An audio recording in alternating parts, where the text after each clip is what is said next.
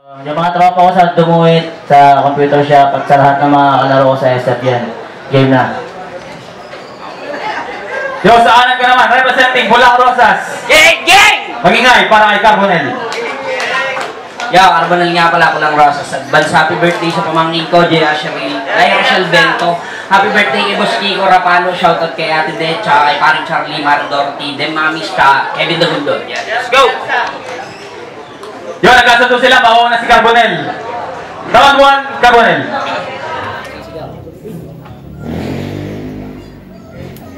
Yung battle ko kay Kosa, yun ay dream match. Tapos tinapat tong Putamis match. Pres, tumba mo yung YB para matuloy na ating rematch. Takits tayo sa semis. Pagtapos, kita i-dispatch.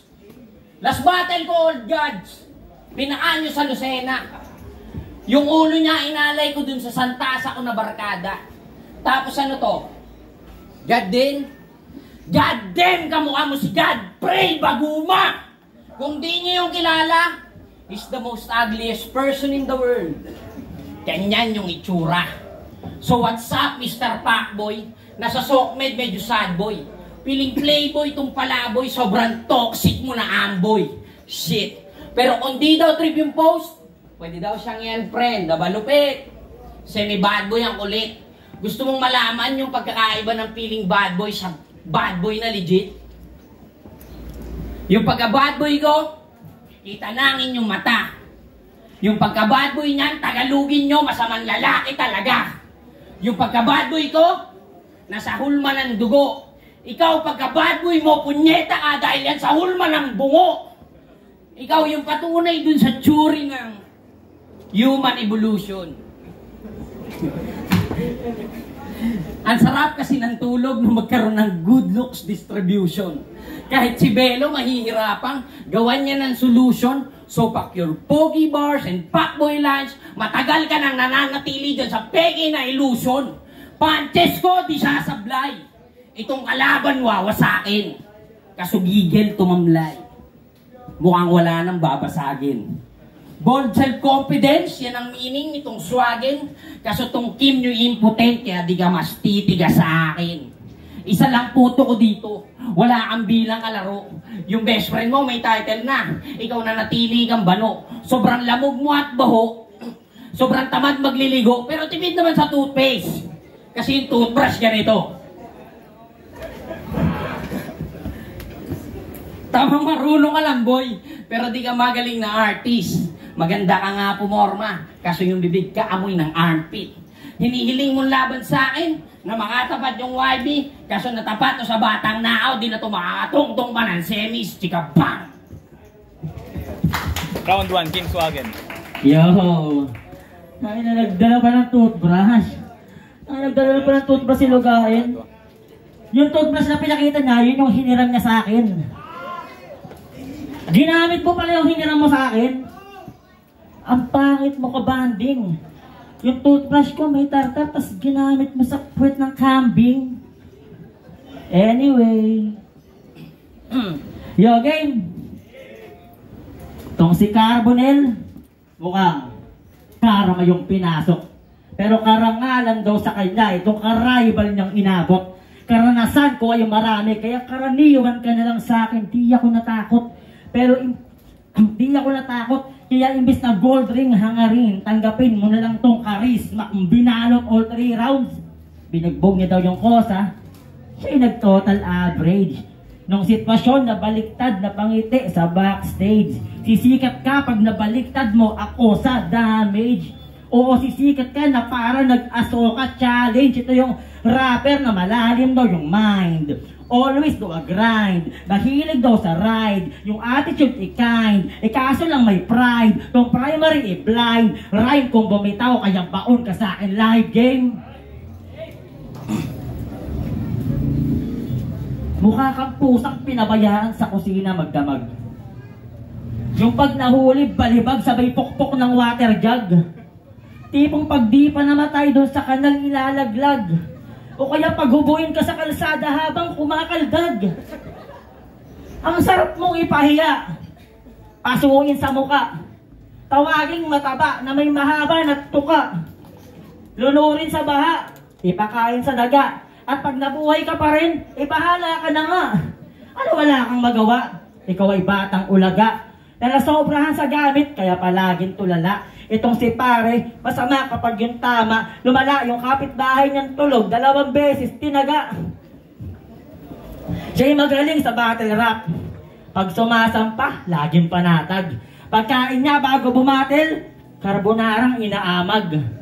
Pero tama nga si Kosa, si Soneo kamukha mo. Sa nguso mo pa lang ay siguradong sigurado. Yung nguso niya, palaging may hinihimot gabi-gabi. Paborito niya ay puwet ng bakang may tae-tae, alam mo? Parang spatter na walang bilyaran. Bedriding, walang higaan. Yung tropa niyang pilay, inalok niya ng pilay-pilayan. Lahat ng makasalubong, inaakit ng saksakan. Tapos, pag pinalagan siya ay magpapatay-patayan. No, I'm just kidding, no ka ba? Alam ko seryoso mga atake mo. Pero sana bago yun, sineryoso mo babae mo kasi ang dami mo daw chicks. Kahit saan, sunod-sunod. Lahat daw yun, chinita. Kasi lahat, puro sabog. Yung syota niya, maganda. Mahal ka. Inaaruga ka, sir. Kasi pagpapalit mo lang sa bakla at matandang nakadaya pera ko ay class dancer.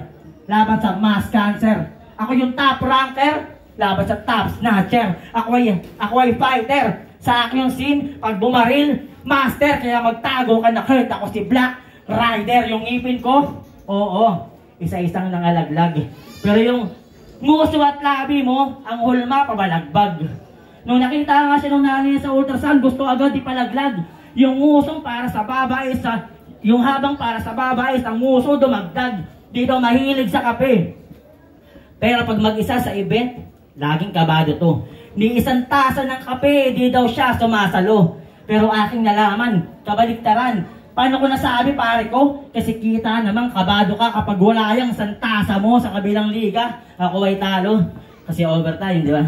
Ako yung minada dun tanga. Pero ngayong gabi, wala nang magaganap na overtime kapag tinambakan kita ang laki ng mata mo. Sinlaki ng tanga mo. Lahat ng yan ay dahil lang sa kahiligan sa bato. Natutulog pa ba to? Abang matulog ka na ko. Kasi pag di ka pa natulog, huling araw mo na to. Ang ina. Ang usapan, 2 minutes. Ang haba ng rounds mo. Pues yung binunot ko, 3-5-7. 6 rounds to, di ka naabuti ng 2 minutes. Game! Lagi ako neto, hinahamon. Di ko lang pinapalagan. Ngayon, nakatapat ko to sa bracket. Alam kong ikinaabahan. Mga sasabihin kung kasunod ay di mo magugustuhan. Bukod sa kakupalan niyang taglay, may taglay din tong katamaran. Tandaan niyo yung laban nito kay Bonesy. Kinutyan ang gagong to. Yung taong may trabahong marangal ay hinamak-hamak mo kaysa construction boy. Vendor, tang inakapal ng apog. Lakas mo makababa ng pagkatao ni wala kang ang trabaho. Di ba siya ng pagrespeto yung profesyon sa buhay? At least ginagawa niya ang lahat kaysa nakahilata lang sa bahay. Yung buto ay nagbanat kasi gusto niya magpakatatay. Inggit ka lang kasi mag-isa ka at walang nagmamahal sa buhay, bitchy ass bitch. Real talk yun. Kaya mo magpasaya, pero di mo mapasaya sarili mo. Naghahanap ka ng attention sa labas kasi di ka mahal sa bahay nyo. Legit na depressed tong gagong to. Pangit ng pamumuhay mo. Alam kong nananalangin kang wag akong sumipot sa labang to. Kasi estilo niyan bulok, mga linya katangahan. Yung trabaho ng iba, ginagawang katatawanan. Eh paano kung hanggang dun lang yung abot ng kakayahan? Di mo ba naisip na kahit paano gumagawa kami ng paraan? Kaya sa lahat na nagtatrabaho dyan ng patas, sa inyong lahat ako'y saludo. Pero sa katulad mo na upal, dapat sa'yo tingga sa ulo. Saksak ng tubo sa sintido. Yan ang gagawin ko na sa lulo. Lalagyan ko ng timba sa dulo para magkaroon ng lalagyan niyang dugo mo kaso walang dugo na papatak. Alam kong gets niya na yung punto. Wala talagang dugo na papatak pagkat panay hangin, laman ang ulo. Di ka gwapo, di ka mayaman, sagadyang kayabangan mo. Pero mindsetting pambatugan naman, pinapairal mo. 2 dekada ka ng buhay, boy. Palamunin ka pa rin sa bahay nyo. Tapos nagtataka ka kung bakit di umuunlad yung buhay mo. Di pwedeng panay hiling. Sinasamahan niya ng sipag.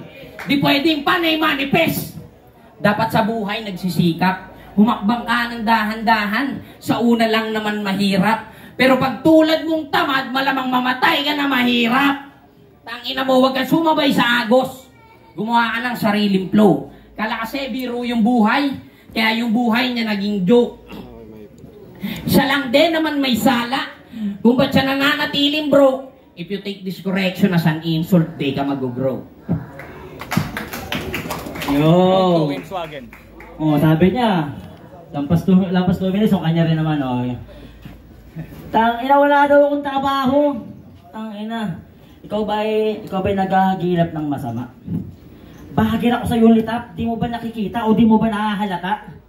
Tapos sabi niya, wala daw nagmamahal sa akin sa bahay namin. Gago, mahal ako ng bahay namin.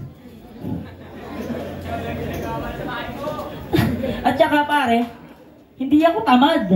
Hindi mo lang ako nakikita araw-araw. Hindi ako tamad pagtrabaho. Maligo, pwede pa. Joke lang, game na. Yo, game! Malalim daw itong sumulat. Sobrang technical, malabatas. Well, para sa akin, para ka lang si kataungas. Yung mga linya mo na Taglish, yan ang di ko bet. At nalaman ko din yung sarili mong English, di mo gets. Paano? Magbabanggit ng kung ano-anong pangalan. Magre-reference ng boxing, movie, mala M-site yung galawan. Pero kahit ilang champion pa sa flip na panggayahin mo sa laban, di uobra kung site na nga lang ng batas, di mo malaman, kaya pari dahan-dahan. Huwag kang maglakas-lakasan. Mahiya ka kay Kim Swagin kasi heartthrob to ng bayan, oh. Bakit tumatawa? Ayaw niyo bang paniwalaan? O sige, sino mas pogi sa amin? Siya, mga bulaan. Ako'y may nabalitaan. Siya daw may cute nung kabataan. Sobrang niyang cute, pati paggamit ng Q-text pinag-aralan. Di ko naman sinasabing bading ka. Ito ay shiner ko lamang. Kaya pala napapansin ko minsan, hinihipuan mo kalaban. Eh siya ka. Ikaw pala si Beshi, #123. Yan ang code name na sa clan. Yung gang sign nila opa, tas tattoo nila sa balikat, hairban, at yung lesbian. Yung lesbian, nanililigawan ni Bill, inagaw mo pala. Yung lesbian, nung nakita ko, mas lalaki pa sa kanya. Yung relasyon nila baliktad. Siya yung tagalaba, yung tomboy babaero. At pag si Kurt daw naglokoya, hatawin ng kaldero. Lagi itong pinapabugbog sa mga tropang osisero. Pero swerte kasi pinagawan siya ng kwarto. Sa gitna ng sementeryo, so kawawa ka pala. Grabe ang tinitiis mo man. Ba't di mo ako giyahin at lahat ng lumapit sa akin na chicks? Nare-reject ko lang, pero seryoso. Ito yung round 2 na pinakamasakit nung alaala. Tinalo ka ni Res kasi nagkulang ka sa bara. Kung noon namatay ka dahil nabitin ka sa bala. Pues ngayon mamamatay ka rin dahil sumobra ka sa tawa. Sabayan mo kung mag-isip. Tanong meron ka ba nan? Huwag palaging iniisip ay yung PSG mo lang. Bago sumulat gamit PSG. Para sumapul sa akin mga bara mo na yan. Pues kung PSG mo pansarili, aking PSG may 1 gamit ko souvenir na AK. M4. Puro baril re-endorse. Kung pagiging special mo ay child, pagiging special ko ay force. PSG 1. Special force. Mukhang di niya alam, aking nasaid. Palibasa ng bata ang paborito mong laro, House of the Dead, at hindi kita friend. Kaya lumayo ka at dumistansya. Kasi nalaman ko ikaw kumupit ang dos ko dun sa alkansya. Huwag ka lang tumanggi. Kita nun. Hawak mo yung dos ko, tas tumalon ka sa bubong, siya isa salutatorian na buno ng kamalasan. Sa madaling salita, isa kang matalinong tanga. Salutatorian, minsan ka na nga lang maging brainy, tangina, naging salot ka pa. Idol niya din si Floji. Kaso nung likhawit, di siya nakapunta. Sa sobrang niyang dismaya, napaawit na lang siya. Nagkaroon na ng Floji sa Tayabas, libre na pero na-miss pa rin niya. At ang dahilan lang, ay di siya pinayagan ng asawa niyang lasing na. Pero kung di ka nakapunta, huwag kang mag-alala. Ako sa lotion kung nalulungkot ka, Chong. Sige, wait lang. Ito, take it, Floji, Bilisan mo, baka abutan mo pa yun. Pag tinitingnan kita, may naalala ko pare. Yung mga nana at kurikong na tumubo sa'yo dati. Di ka pa gagaling kung di ko pa sinabi na ang gamitin niya sa lahat ng yun ay regla ng babae, pinakitaan kita ng jokes, ng multi at iba't iba. Pinaalam ko lang na marami akong kaya, di lamang isa. Ngayon alam na ng lahat sino sa atin mas iba. At di ko lang to tinambakan, puta dinakdakan ko pa. Hindi ko nariribatan, puta. Round 3. Wala naman eh. Matik na to. 4 times to nasa semis. Isa sa finals. Ba, lupit mo, chong. Niyabangan niya ng achievement, yung sarap battle, nagkampiyon. At ang matindi nun, binanggit mo yon ng sobrang chill. Sabay biglang pasok ng linya, hindi nagbayad ng Red Doors at yun yung RH bill. Really? Contraceptives. Red Horse. Tangina, walang connection. Yung mga lines mo, same ng flow ng buhay mo, walang direction. Siyempre magre-rebat yan. Di yan tatanggap ng correction. How ironic na outstanding yung bill. Kahit na wave yung disconnection. Sa'yo lahat magre-reflect yung linya mong walang connect. Pinilit kasing i-connect yung linya kahit incorrect. Lahat naman ay nag-react. Kala yung linya ang lupit. Kaya kayo nasasabihang mabababa intellect. Hindi tayo magkalibel, boy. Hindi tayo magkalibel. Itong ang tatako, super villain. Ikaw, homie ka lang. Itong jester, pang-teatro. Pang-children's party ka lang. Isa na ako sa inaabangan. Hanggang ngayon ikaw naaabang. Bagsakan ko, malasyaks, ikaw Baggy the Clown. Ha? Butterbean kapag ng butter, alam nyo solid bawat pound. Itong kaibigan, tagapagbilaw, patutulugin na sa ground. Binaboy-baboy ito ni Kid, nag-freestyle lang sa bar per round. Ikaw na sa lahat ng nasa bracket, ang pinaka-bonus round. Kaya yung tulay papunta kayo highway, guguho parang bridge ng London. Itutumba ko na tong bungal na kamukha ni Bronson. Wala kang karapatan na lumaban dun sa mga champion. Sasabihin lang sa akin ni Harlex, tumba mo yung Kim. At ang sasagot ko lang naman ay job done. Alam nyo na to. Kung sa freestyle, lamang to sa akin. Pero pag written, nakapela, ng puta, ukulangin. Di ka hihigit sa akin kahit saan mo pa sumahin. Walang malalantang pulang rosas ngayong gabi. Sapagkat ang laro to'y sa akin. Yo, yo. Round 3 game swagger. Yo, round 3 game. Kamukha ko daw si Bronson. Tama na. Daming alam nitong gago na to. Kung hindi ko yung kamukha, ang kamukha ko, ikaw.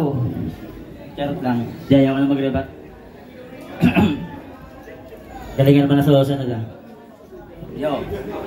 Nung laban niya kay Kosa, sabi niya, kung palagay mo'y dihado ako sa laban, syempre nasa isip ko rin. Kaso tong isip kong nakabisik tong walang dagat at di kayang tawrin, lahat sasagarin. Wala akong planong magpapigil sa gusto kong gawin. Pasensya sa pagmamahangin, pagkat kalaban ko lang dito ay sarili ko rin. Pagkat kalaban ko lang dito ay sarili ko rin. Tangina. Oh, di ba nag-joke ka nun? Yung first setup mo, nahaluan ng kaba. Sarili mo na lang din pala kalaban mo nun. Tangina mo, tinalo ka pa, mahina ka pala. Di kayang talunin sarili niyang mindset. Kung ako utak mo, sasaksakin kita ng ice pack at mic check sa mga pumusta at sumaidbet. Dito sa Manok, Estelamok, na madali ko lang dinaisek. Pero seryoso, may pumusta ba dito? Sigurado ba kayong mananalo to sa naka-invisible na pustiso? Hindi. Sa ating dalawa, ikaw yung mukhang batak. Halata ka.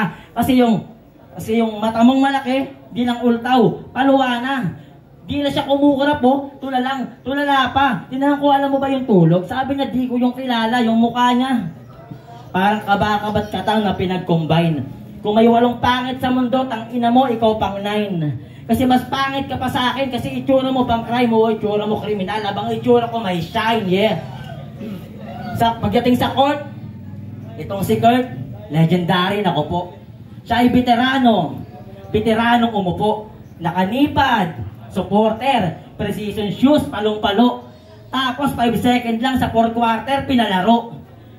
5 seconds ka lang pinasok, pinagmukha ka doon ba no? 5 seconds lang pinalaro, tapos kung nakita ko hapong-hapo kasi matanda ka na par. Kaya pagdating sa babae, di na makasibak. At aminin mo na din na ikaw yung lalaki doon sa nag-viral na lalaki kasi pansin ko, tumataba ka na. So pag tumitira, asim yan. Imagine niyo, maliit yung titi, pag kumakantot, umuumpog yung tiyan. Alam niyo ba yung kantang Answer the G? Alam niyo yung kantang Answer the G? Yung, ako ay galing lang sa... Alam niyo yan, pare? Yan. Tangina ba? Ginawa niya ng parody. Tawang-tawa ako talaga. Tungkol daw sa event yun. Pero minemorize ko, tama. Gusto sample ako isa? Yeah. Sabi niya sa kanta niya, di naman ako masamang tao, pero ba't nung sagit ako'y kinakapkap? Pati ballpen ko naman kinuha nila, di naman ako mananaksak. Bago makapasok sa event, hinubuan pa ako. Kasi sabi nila di ako mukhang tao. Adik, baliw, bano, tanga, yan ang tingin sa akin ng mga gago. Ako ay dati lamang preso. Kasi nagnakaw ako ng presto. Yung dalawang bus, binato ko yung bintana. Ako ay dating anak ng tiyanak. Ayos yung kanta, puta, may dating hanggang sa dulo. Kung sa akin mo na-record yun, baka napukpok kita sa ulo. Itong pinuno ng overdose, ang mga overdose dito sa Palang Rosas yung dala. Lulutuin ko to sa gamot hanggang sa uli. Malanta na kasi yung grupo niya maganda kasi maraming kanta ang nai-enter. Yung grupo ko walang kanta pero puro champion naman yung member. Oh. Wala sa pagmamayabang at walang halong pagmamataas. Kahit tanungin mo si Damsa, alam niya nasa overdose yung pinakamalalakas. Pansin nyo, round 3 na. Pero wala akong personal na linya. Walang sinabing below the belt, walang dinamay na pamilya. Kasi hindi ko kayang saktan ang kaibigan ko na nalalapitan ko pag ako ay may kailangan. Naiispitan ko ng mga sulat ko sa tuwing ako'y may laban. At lahat ng mga sinabi ko kanina, inimbento ko na lamang. Pero kahit friendly battle to, wala akong oras sa sinayang. Ayoko sa matchup na to. Pero para sa mission, lumaro ako ng patas. Gusto ko dito na manalo kaya pinigilan ko yung malas. Gusto ko lamang harapin yung sinasabi ng mga ngasat. Para matuloy, labas nyo yung taga-tayabas, kung di man siya manalo. Itong sniper, may titiyakin na kung matalo man yung barako, di yung RS titibagin. Fine. Carbonell versus Kim Swagen, palakpakan na natin. Pangalawang balag ngayon. Kim Swagen versus Carbonell. 5-0. Para kay Carbonell. Nice game. Nice. Siyempre masalamat muna tayo. Maraming salamat sa JB Car Wash at siyempre sa Luzana Streetwear, LRMB Bogart, Nazir Pastil Yapeng, Mami J's Pastil, Tatak TK, Billy Escoparde, JNR, Crispy Karagare, Kuya R, Glitching Forever Records, and we also have high-end Miss Amadeus, AG Coating, Malika Pay, Petix, MB Production.